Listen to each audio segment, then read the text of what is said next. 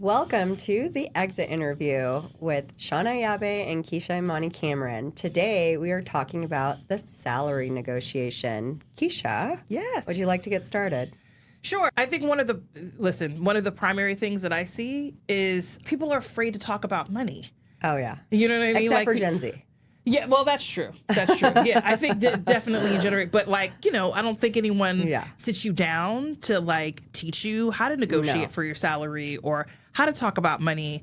And a lot of times it's just people don't want to feel like they're, having to sell themselves, or people just push away from that part of the conversation. I feel like that's a first step. Yeah, there's also a level of, I think, embarrassment of the unknown.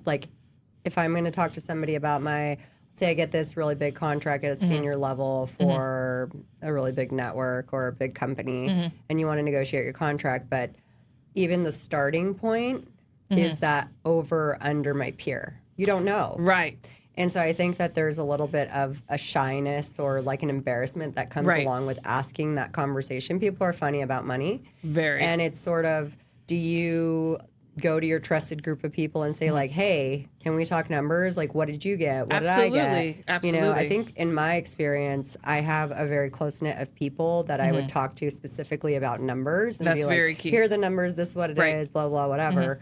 And I remember at one point, mid-career, making 150, whatever the case would be.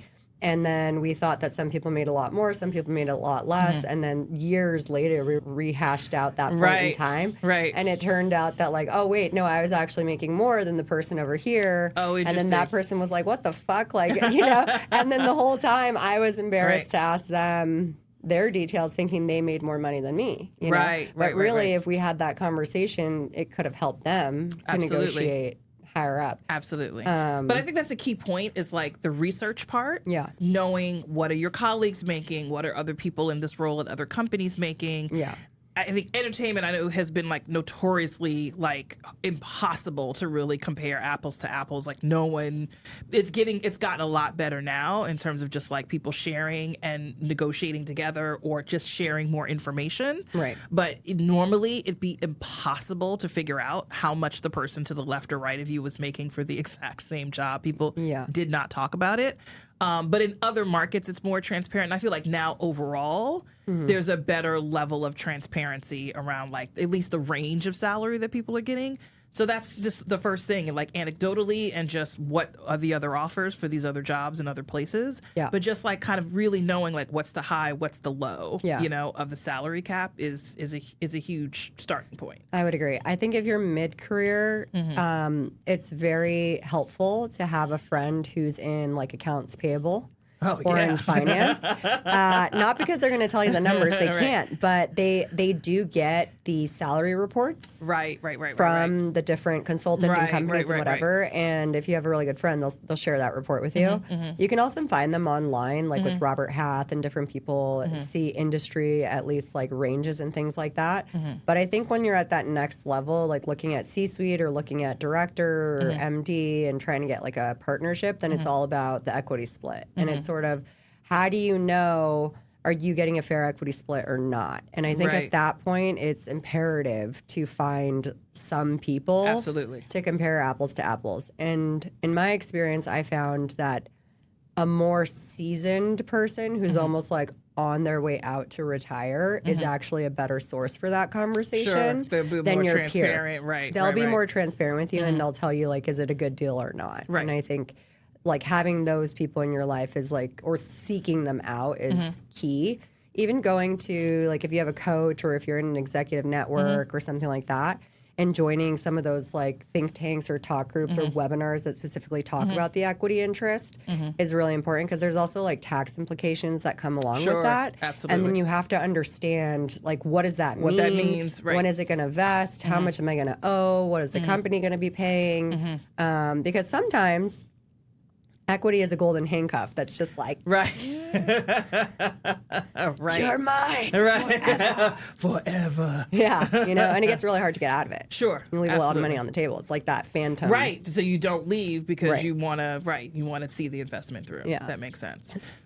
I find the other thing, and I don't know I'm curious if you find the equivalent in this, and this has happened. Like I said, I see this a lot of times. I mean, there's 2 points. There's like, again, when you're starting in a company, and then when you're trying to like negotiate a salary, a raise once you've been there for a while. But one of the big shifts for me, like I have found, like I've been able to, when it's not just about, say, like the price point, like the number, because there's a number conversation.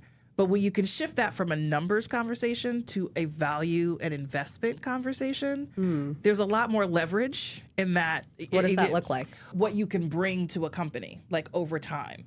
So it might be relationships that you have that company is interested in, that has a value that goes beyond a number because the other person to the right of you doesn't have that resume or that portfolio, right? So there can be things that you bring to the table that add value to you being hired for that company. If you speak multiple languages, if you have experience in other territories, like there can be experiences, relationships, skill sets that you have that they might want in a candidate, but not every candidate that they're seeing are going to have. And those are places of value. And I think we don't always leverage those. And I think when I started to learn how to be like, oh, I'm bringing, here are these unique things that I'm bringing. It's something you can use to just help you get the job. Yeah. But it's also something to use to help you, up even what the normal range might be for what they're paying you for that job. I've certainly seen that, but I don't know. Have you had experience with that? Yeah, in corporate, that's more for the sales role or like the business development role. You can definitely come in depending on what the structure is. If it's a commission structure, that's a little bit. That's a little bit more like black and white, but then it's really understanding what does that commission structure look like, because ultimately if you're going to get a trail on relationships that you bring in and that continue to exist over time, that's a pretty good deal. You do want that commission structure, and what does that look like? And then you want an initial commission when you bring in particular things. If you're trying to negotiate, I think, a sales table for like a senior role in the company that's on the path to equity ownership, or at least coming in at a level that's like managing director or something like that, then that would definitely play a factor. So you could say, I have a really good relationship with this person or whatever company. They can ultimately convert and potentially be this amount of money for an opportunity. Of course. And then at that point, create a contract that indicates like, okay, well, if I come on, is there like a set period of time where then I have an opportunity to potentially get equity ownership or like be a partner. And then there could be like hurdles or contingencies of like, if you bring in that relationship, then that could be an accelerated path, right? You don't want to negotiate something where it's like, if you don't bring in that relationship over that period of time, you won't get it. So you make it whatever comes first. Time bound or the relationship bringing it in. But that's definitely something that I think like, I mean, in my industry, besides the investment people, the sales people get paid the most. I mean, that's, in finance, that's just what it is. You're the relationship person. And if you're talking to the clients all the time, giving portfolio updates or trying to keep them retained as a client, or you're bringing in business and bringing in that actual dollars that other people can't do, then they will, like, definitely the more senior you get for business development, you're going to have to. The question is, do you come with the Rolodex? And sometimes it's also in the job description. Like there's job descriptions that specifically say you need to have a book of business or a book of relationships to bring with you. So yeah, I would think now it's a little bit different for if you're not in a sales position.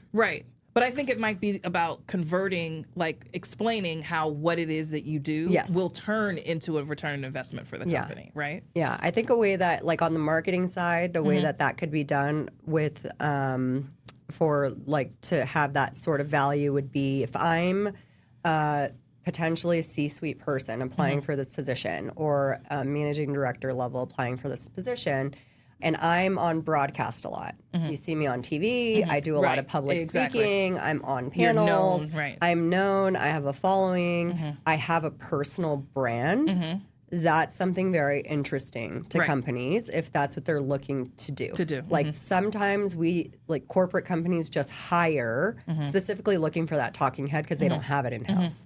And so that could definitely like edge you above the competition, I think, if you're like in the running for that role. Right. But that's sort of what you're talking about, exactly. right? Like and how you can create a value for the company. Again, it might be it might be time. You don't have to bring someone in, train them, get them already ready. Like it's already coming in a package. Right. That's saving you time. That's going to affect your bottom line. So your investment in me should reflect that. Right. Or you can hold your value understanding that they know that with me, you're going to save 6 months, you know what I mean, of time. You're going to save 6 months of training. You're going to save all this, energy because I'm coming plug and play. Yeah. So it's, like I said, I think different markets, different jobs, different careers have different versions of it. But I think the through line of like being like, what is it that I can bring that you can't find everywhere?